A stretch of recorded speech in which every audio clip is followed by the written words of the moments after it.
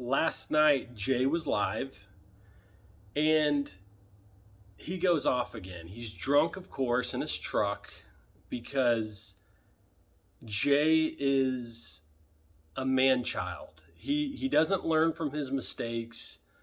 And I want to point out that there was one podcast where Andrew and Brad talked about Jay's drinking. And what was brought up is Jay is not an alcoholic because he does not wake up in the morning and need a drink.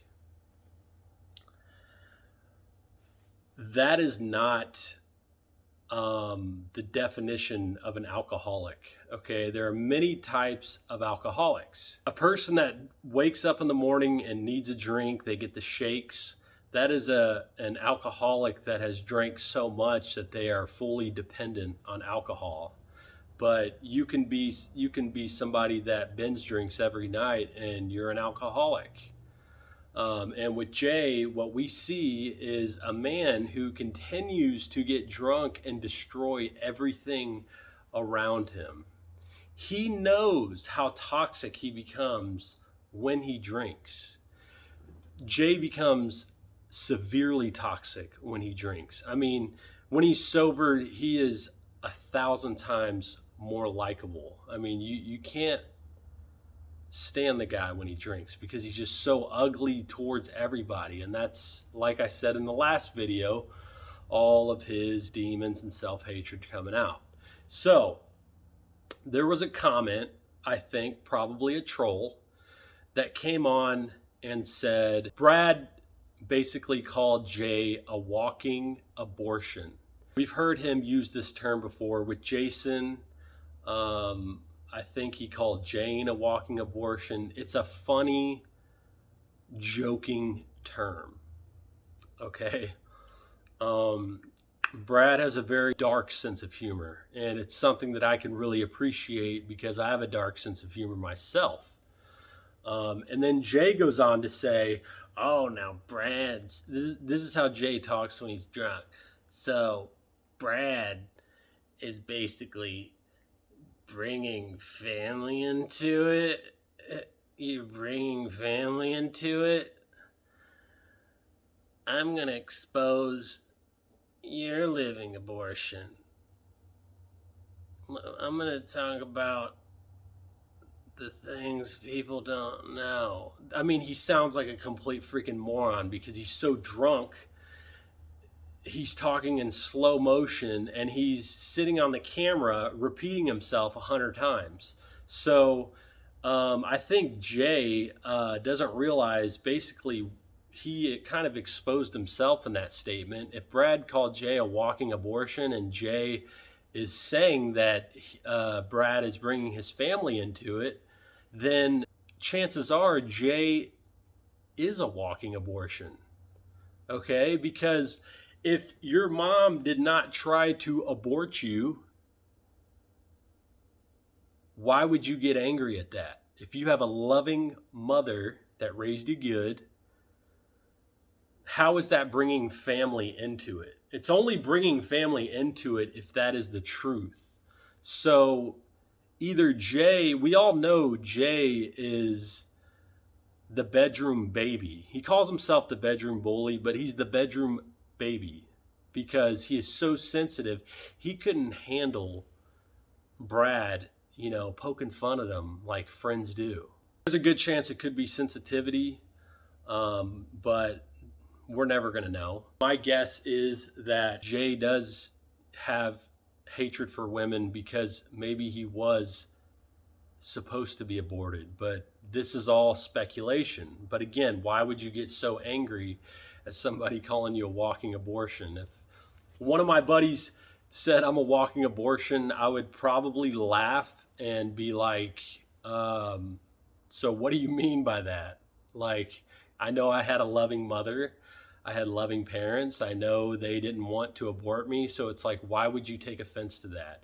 And then he goes on and he says that Brad has living abortions or a living abortion. So we don't know anything about it. Maybe Brad had an abortion or he was supposed to have an abortion and didn't and then got his vasectomy. Who cares? That's his business. And because Jay can't take a joke, he has to get drunk and be his evil self and air out Brad's personal business. Now, my personal opinion on this is there is going to be no coming back from this. The last video I said, how could you get mad at the guy? He's a complete mess. But now he is going to a whole nother level, to a guy that's been nothing but good to Jay. Brad has been the guy that has always stuck up for Jay when he's made these ridiculous rants online. Brad's always been there for him. And the fact that Jay is destroying this relationship with Brad just shows that he wants to die alone, old, and miserable. He wants to destroy everything around him. That is his prerogative, and even if it's not direct, it's indirect. The guy is 100% self-destructing, and he knows every time he drinks those 40-ounce malt liquors, this is what he turns into. He said it on a podcast that he leaves Linda, his girlfriend, all kinds of effed up messages when he drinks. It's like, and then he continues to do it. So now that that's out of the way, let's talk about Jay's tough guy persona, the bedroom bully he calls himself. He's the guy who gets online and he challenges everyone to a fight. I'm going to fight this person. I'm going to fight that person. I'm going to show up and beat the living crap out of you. And I'm going to F your wife. And I'm going to impregnate your wife. And you're going to raise the kids. All the ridiculous stuff you've said. Let's go through all these points. For one, what does it take to actually fight? When I mean fight, I mean fighting with your hands, wrestling. I mean a life or death situation. It takes a healthy person. It takes a person with a lot of cardio. I mean, the very basics is to have a functioning body. Jay does not have a functioning body.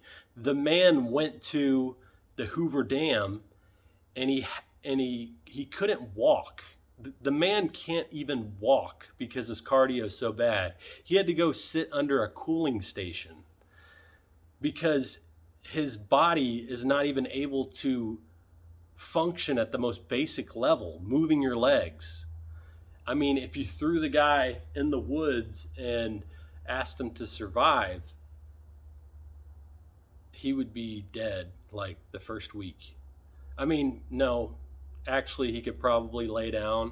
Somebody could feed him water and he could live off what he's got on his body probably for several months because of all of the fat that he's accumulated. So the tough guy thing, it's an absolute joke.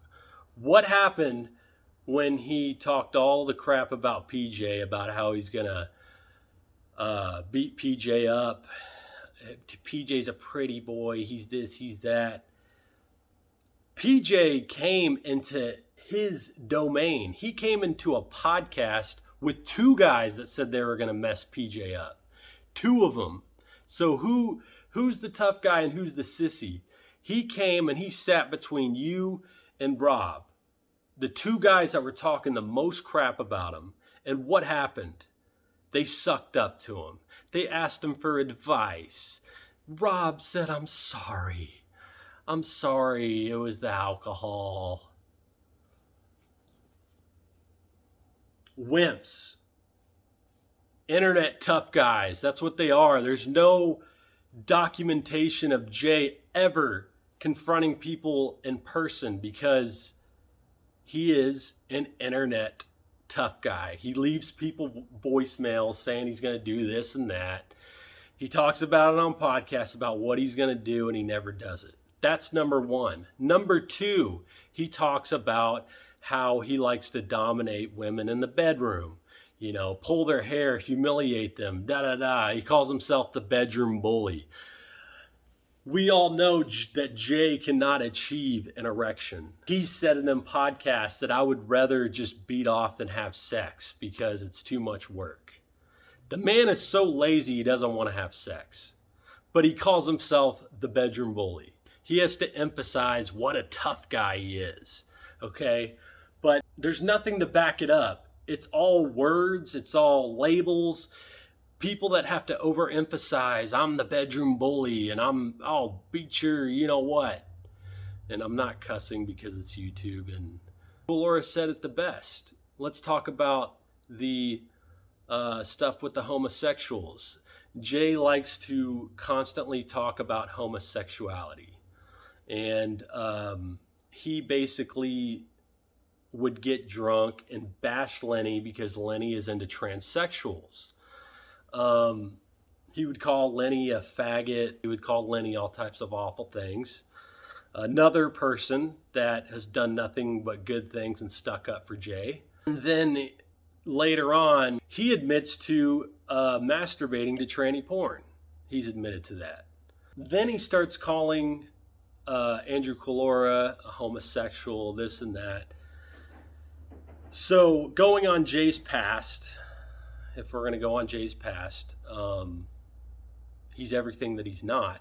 So I think him constantly bashing on homosexuals, and the reason why he was so mad at Lenny and Andrew Colora for being into transsexuals is because Jay, I think, is a closet homosexual himself, and he can't accept it, and he has hatred for people that are, I wouldn't even say homosexuals, but would rather be with a tranny. The guy that he is calling awful names like faggot and homosexual and all this stuff at Lou's party, let's talk about that. Who were the ones that hooked up with all the girls? The one that you were calling a fag, a homosexual, all this stuff. Andrew Colora had to be told to chill out because he was sleeping with so many of them. The man was on a rampage. That's the guy you were making fun of. Lenny was hooking up with him. The only guy sitting on the couch like a pathetic loser was Jay Masters. He was sitting there crying like a baby, while the two guys that he sat and called faggots and homosexuals were hooking up with free escorts that were brought to Lou's house. A lot of people ride Jay's nuts and they say the guy's so strong, this and that. Okay, if anybody benches 500 pounds, they're strong, yes. But let's look at Jay. Jay is 350 pounds. He is morbidly obese. Okay? He has been abusing steroids since he was a teenager. He has been lifting since he was a teenager. Abusing steroids and lifting since he was a teenager. He's 350 pounds, and his best lift is a 500-pound bench press. That's his claim to fame, a 500-pound bench press. At 350 pounds, you have to look at people's strength by their body weight. A 200-pound man with a 500-pound bench press is very strong. That is super strong. Okay? Now, let's take a look at guys like Max Tuning. Okay?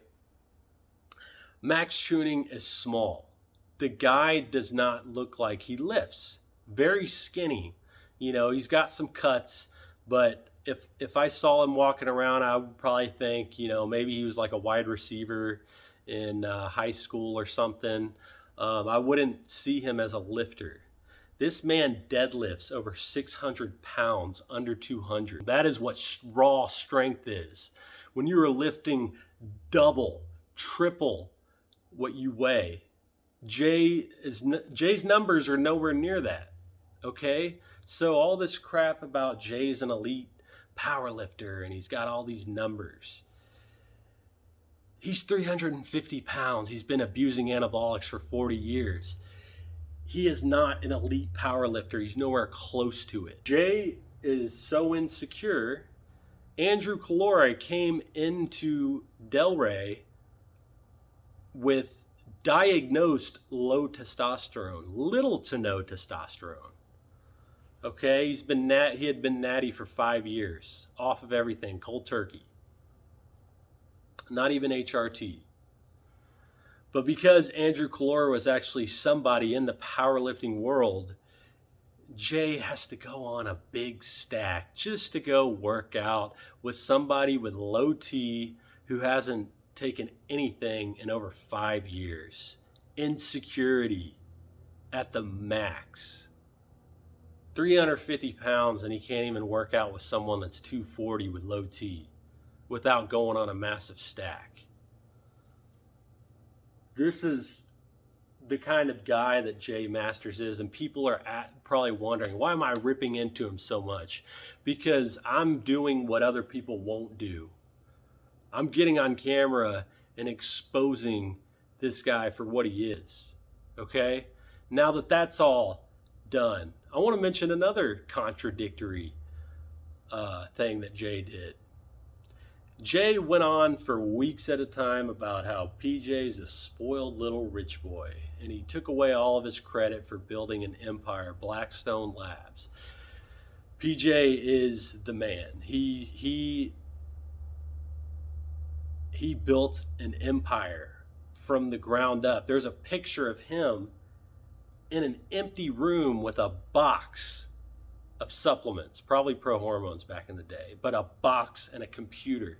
That's how he started Blackstone Labs.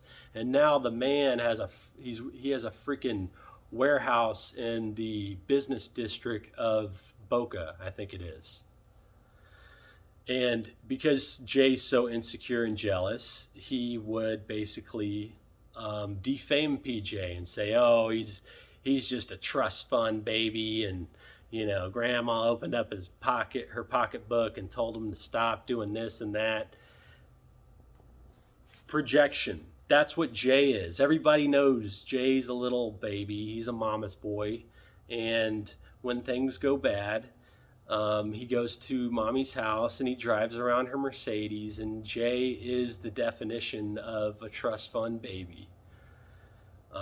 He is at the point of his life where he's literally waiting for his mother to pass so he can inherit what she worked her butt off for. Well, I would assume she worked her butt off for and didn't inherit herself. So that's just another aspect of the patheticism that is Jay Masters, the bedroom baby. Now, if Jay ever were to threaten me and say, I'm gonna beat your whatever, where do you live, and da da da da da. Are we in high school anymore?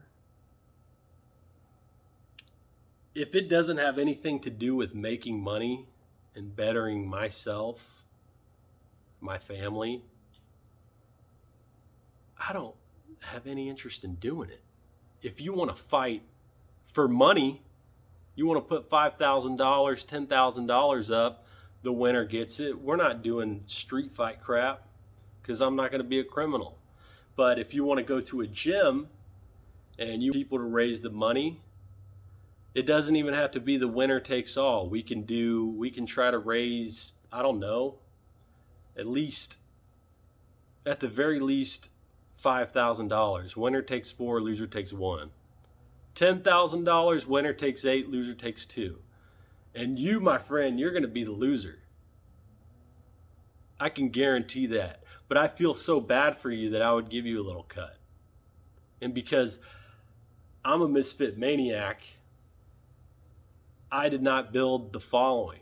So if we did have a GoFundMe to raise the money to promote this fight, it isn't my fans that are donating. So I will bite you off a little piece of the pie just for showing up, because the bedroom baby needs to show up and put his money where his mouth is. Okay, now Jay Masters is 350 pounds, can barely walk. The only chance that he has of beating me in a fight is if he just so happens to take me to the ground and lay on me, which I can guarantee isn't going to happen.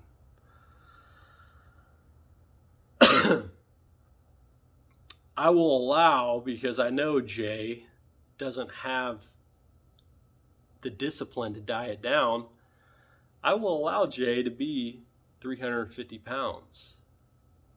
Right now, I am 225 pounds. Hell, I'll even diet down to 200 and step in the cage with you 150 pounds heavier.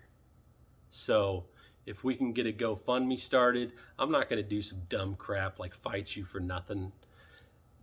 I do everything that I do in life at this point, in my upper 20s, it's all about money. All right? It's all about, I'm not going to say it's all about money because that sounds so superficial, but it's all about bettering myself and improving day to day. Unlike you, challenging people to street fights that you're not even going to show up to. You've even said it in a podcast. Who the F shows up to a prearranged street fight? How stupid is that? And then you're on the internet challenging people to street fights. You're just, I can't even, that's all I got to say.